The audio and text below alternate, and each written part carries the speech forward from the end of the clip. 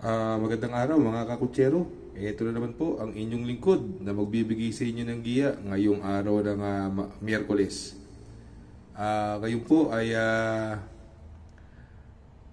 April 23 at meron po tayong 7 magagandang karera. Itong aking giya ay purely review and analysis ko lamang at walang halong information. Simulan na po natin.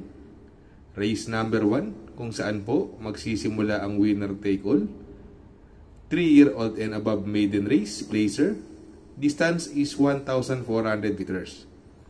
Dito po, meron po tayo 10 kalahok. Itong laban na ito, sa tingin ko, medyo nakakalamang yung numero 2, M Butterfly. Ang ganda ng tinakbo nakaraan nito kay Marlon Cañete. Inuna na po ito nakaraan. Medyo mabigat lang yung nakalaban niya, pero muntik siyang makasilat dun. Kaya siya po ang napupusuan ko dyan, si M Butterfly. Sa tingin kong pwedeng magbibigay ng magandang laban, yung galing na tersero nakaraan, yung numero 1 Super Dancer. At yung tumimbang din po, numero 5 Red Bell. At yung 8 Mr. Sipokot, na wag lang gumanda lang ang lundag sa larga. Sa tingin ko, pwede rin po niyang makalaban. Pero para sa akin, itong race number 1, napupusuan ko po dyan. Ang napipili ko po dyan, Pampermera, numero 2, M Butterfly. Panigundo ko naman po, numero 5, Red Bell. Sa race number 2, kung saan naman po magsisimula po ang Pick 6, Pilracom Rating Based Handicap System Race, Class 5, 5 non-placer. Distance is 1,200 meters at dito po meron tayong 6 na kalahok. Sa tingin ko, magdadala ng unahan dito yung 1 for the road at pwedeng bumaliglig sa kanya slightly yung numero 4 Iron Hook. Pero sa tingin ko, kaya niya ere niyan at angkop po ang distansya, 1,200 meter. Under GL Shego, papatubayan po siya at sa tingin ko, medyo nakakalamang po ito. Ang nakikita kong pwedeng tumalo sa kanya, yung numero 1 Buena Bell, no? Deremate po ito, although hindi masyadong maganda ang numero. Pero para sa akin, maganda pong dihado yan, baka makasilat. Kaya dito sa race number 2, ang pili ko po dyan, doon ako sa numero 5, 1 for the road. Panigundo ko naman po, numero 1, Buena Bell.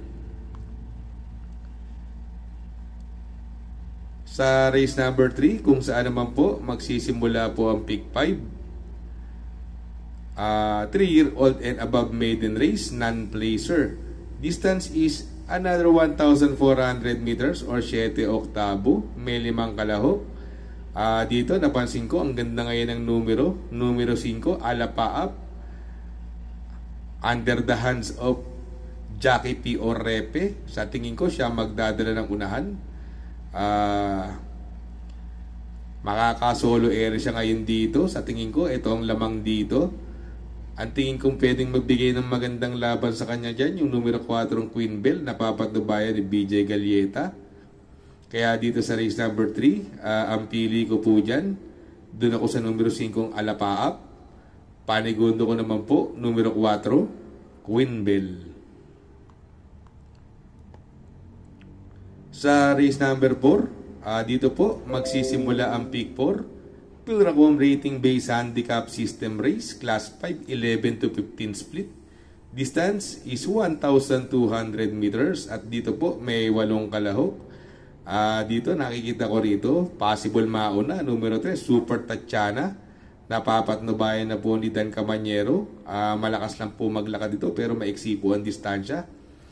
Kung hindi po kaagad mape-pressure ni Don Pedro ito, sa tingin ko nakakalamang po yan. Yan po ang pwedeng magpahirap sa kanya, si Don Pedro. Kung mauuna naman at mabibigyan ng 2 kwartos, sa tingin ko makakaraos po yan Super Tatiana. Ang tingin ko pwedeng tumalo sa kanya rito, yung numero 7 Fast Sailing na papatnubayan ni Noel Lunar. At yung galing sa panalong numero 6 na si Destiny, na sasakay ni Jomel Estorque. Yan po nakikita ko mga mabibigat na makakalaban niya dyan. Kaya dito sa race number 4, magdadalawa po ako dyan. Doon po ako sa numero 3, Super Tatiana. Panigundo ko naman po, numero 6, Destiny.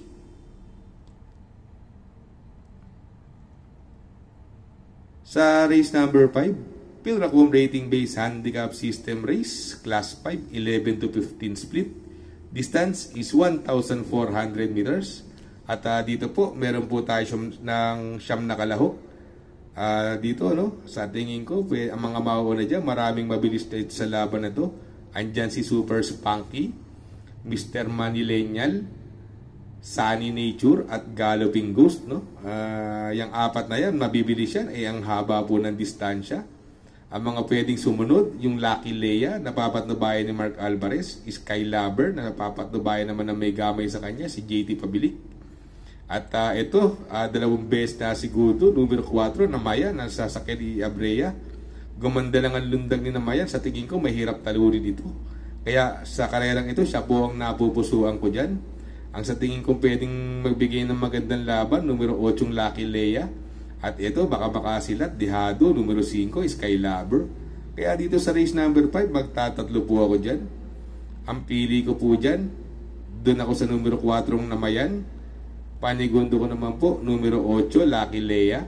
At isasama ko pong pandiado, numero 5, Skylaber.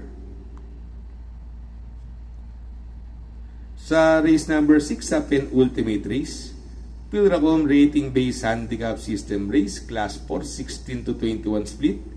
Another 1,400 meter distance. Dito po, may 12 kalahok. Dito sa karerang ito, wala akong ibang nakikitang mabilis bukod kay Luke Skywalker. Although may tulin din yung Noble Promise, pero ibang klase ang era na ito. Medyo nalucha lang po last run to, si Luke Skywalker. At nagamayan na po ni Christian at Vincula yan. Kung sakaling magkaroon ng lutyahan, ang pwedeng rumimati dyan, yung numero 4, Anyo 96, nagamay po ni Abrea. Medyo hindi lang maganda masyado ang mga tinatakbo, pero sa baba ng laban dito, sa tingin ko malaki po ang chance niya. At ito, magandang protection dahil paratingan yung numero 3, Big Bad Boy MJ, nasasakyan ni Black Superman, Mark Alvarez. Kaya dito sa race number 6, magtatatlo po ako dyan. Ang pili ko po dyan, numero 12, Luke Skywalker. Panigundo ko naman po yung numero 4, Anyo 96. At isasama ko pong pandiado, numero 3, Bad Boy MJ. Sa race number 7, sa last and final race, Pilracom Rating Base Handicap System Race, Class 5, 11 to 15 split. Distance is 1,400 meters. At dito po, almost full gate, 13 yung kalahok. Itong laban na to, anybody's race. Sa tingin ko may mga panalo, yung Biglang Buhos, Yabadabadur, Danius San, galing po sa segundo na karaan yan. Kentucky rin, distansya naman po niya. Boss Pabali, napapatnubayan naman ni Noel Lunar. Yan po sa tingin ko may mga panalo dyan. So mamimili na lang po tayo rito kung sino mas maganda gising. Sa tingin ko yun ang mananalo. Ang pili ko po dyan, doon ako sa numero 2, Biglang Buhos. Panigundo ko naman po, numero 9, Danius San. At isasama ko pong pandiado. Ito, lagi lang pong bumibigla, no? Yung numero 5, Yabadabadur.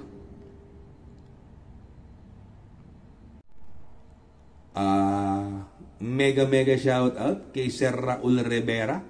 Mega shout out Sir Raul Rivera.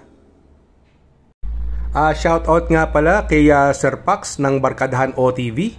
Located po siya sa 1139 New Antipolo Street, Corner Vargas. Malapit lang po sa Abad Santos, yung bagong ginawang tulay. Very convenient and attentive po ang mga tao. Pwede po kayong mag-EB at party while betting on racing. Baka magawi kayo dyan sa Herrera, Corner Oroqueta. Andyan po ang Pipay's Halo-Halo. Ang isa sa pinakamasarap na halo-halo at homemade lahat ng ingredients po dyan, Ultimo Ice Cream. Tabi lang po yan ng Pares at tatapat po ng Kapihan. Shout out kay Sir Arnel Mendoza. Please support his channel. Shout out po Sir Arnel Mendoza. Good luck mga kakutsero. Sana po matapat ang ating giya at yung mga nakasunod, sana po ay magsitama po kayo. Ako yung makikiusap lamang at makikisuyo sa inyo na please like, share, subscribe, and hit the notification bell para update kayo sa aking mga giya. Good luck po and happy racing!